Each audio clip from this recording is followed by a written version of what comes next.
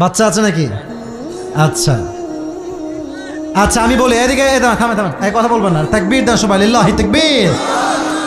যেহেতু একজন বাচ্চা তোমাদের অপোজে দাঁড়িয়েছে স্টেজে, ওকে আমরা সুযোগ দিব। সে না পারলে তোমাদের মাঝে যে কোনো একজন যুবককে আমি সুযোগ দেবো ইনশাআল্লাহ। বাচ্চা আসো, তোমরা আপাতত বসো, আপাতত বসো। এই পাশ দিয়ে আসো, এই পাশ দিয়ে এসে এখানে আসো, ঘুরে আসো। সাইড দেন, সাইড দেন, সাইড দেন, সাইড দেন, সাইড দেন। কিরে বাবা, হ্যালো। ওকে, মাশাআল্লাহ। সালাম দাও সবাইকে একটা। ওয়ালাইকুম আসসালাম। কি রে এত আসতে কেন? সালাম দাও বাঘের মতো, জোরে সোরে। ওয়ালাইকুম আসসালাম রহমতুল্লাহি ওয়া বারাকাতুহু। আচ্ছা, নিয়ম বলি, আমি বাচ্চাদেরকে বড়দেরকে সুযোগ দেই 3 বার। বড়দেরকে সুযোগ দেই, একটু এদিকে আসো, এদিকে আসো, 3 বার। আর যেহেতু সে বাচ্চা, তাকে আমি সুযোগ দিব 4 বার। রাজি আছেন তো ইনশাআল্লাহ? 4 বার পারলে তো পারলো, না পারলে একজন যুবককে দাঁড় করাবো, সে পারলে তাকে পুরস্কার দেওয়া হবে। 1 2, আপনাদের একটা শর্ত আছে। শর্ত হচ্ছে এইরকম, যখনই বাচ্চা উত্তর দিয়ে দিবে, সকলে আপনার জবান খুলে এক বাক্যে একনিষ্ঠভাবে বলবেন মারহাবা। এটা কোনো একনিষ্ঠ হইল? বলেন না এক বাক্যে মারহাবা। জাস্ট প্র্যাকটিস করলাম।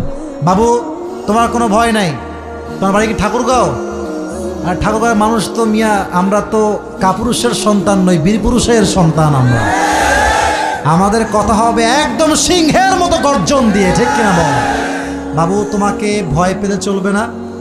সে কিন্তু বলছে ইয়েস, তার মানে তার ভেতরে একটা জোশ আছে। হ্যাঁ, তো আপনারা সবাই অ্যাপ্রিসিয়েট করবেন, সাপোর্ট দিবেন। ও আটকে গেলে কেউ হাসবেন না।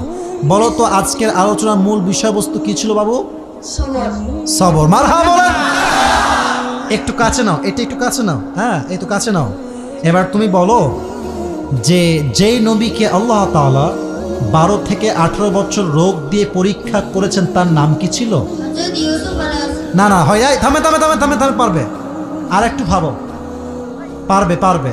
4 বার সুযোগ আছে তার, পারবে ইনশাআল্লাহ। বলো বলো, আপনার বলেন না, আপনার বলবেন না, ও পারবে। মাশাআল্লাহ, মারহাবা বলেন সবাই। আপনাদের বলতে হবে না, ও পারবে, ও ট্রাই করলে পারবে। ও একটু ভয় পাচ্ছে, nervous, he is nervous, because অনেক মানুষ সামনে আছে, ক্যামেরার সামনে স্যাররা বসে আছে, একটু ভয় পাচ্ছে। সবাই একটা বলেন মারহাবা। আচ্ছা, উনি যখন দোয়া করলেন ধৈর্যের সাথে, বিনিময়ে তিনি কি পেলেন? হ্যাঁ, মারহাবা বলেন। ভাই, ও যা বলবে ঠেলে ঠুলে তাতেই পাস। ও এই বাচ্চা, ও কি বোঝে এত কথা? ও বলেছে রোগ মুক্তি, মানেই সে মেসেজটা বুঝতে পেরেছে। সুবহানাল্লাহ পড়েন সবাই। আচ্ছা, 1 নাম্বার। প্রিয় ভাই আমার, বাচ্চা বাবু তুমি বলো যে যেই নবী যাকে মাছ গিলে খেয়েছিল, সে নবীর নাম ছিল কি? মারহাবা। উনি যেই বিপদের দোয়া পাঠ করেছেন, দোয়াটা কি বলতে পারবা? আচ্ছা, ও না পারলেও কিন্তু নাম্বার কাটা যাবে না, কারণ এটা আমার আউট অফ সিলেবাস, এটা আমার প্রশ্নের উদ্দেশ্য নয়।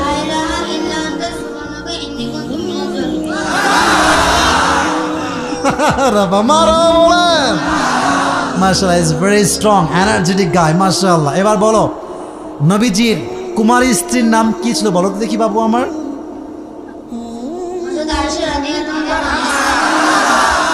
আচ্ছা, মাশাআল্লাহ। ওনার উপর যখন অপবাদ যখন আসলো, উনি ধৈর্যশীল ছিলেন। ধৈর্যের বিনিময়ে তিনি কি পেয়েছেন বলো তো দেখি? পারবে পারবে। ধৈর্যের বিনিময়ে তিনি কি পেয়েছেন? আচ্ছা থামেন, লেট হিম থিংক। থামেন থামেন, না পারলে আমি বলবো, কারণ সে একবারও বাদে না, আমি তাকে বলে দেবো, সমস্যা নাই।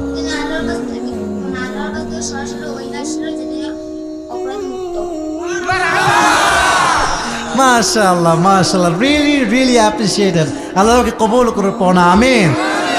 আচ্ছা, নবীজির প্রথম স্ত্রীর নাম কি ছিল? এত আস্তে করো মারহাবা। খাদিজা রাদিয়াল্লাহু তাআলা আনহা। মাশাআল্লাহ। এবার তুমি বলো যে খাদিজা নবীজিকে তার স্বামী হিসেবে পেয়েছেন কোন গুণের জন্য, কোন জিনিসের বিনিময়ে? মারহাবা, জোরে বলেন মিয়া মারহাবা। একটা কথাও আটকায় না, মাশাআল্লাহ, কবুল করে পড়া, আমিন। আচ্ছা, এবার বলো তো, ফাতেমা রাদিয়াল্লাহু তাআলা আনহার ঘরে যখন অভাব হয়, তখন তিনি নবীর কাছে গেলেন, বললেন নবীজি আপনি আমাকে খাবার দেন। নবী বললেন তোমাকে আমি খাবারও দিব, দোয়াও দিব।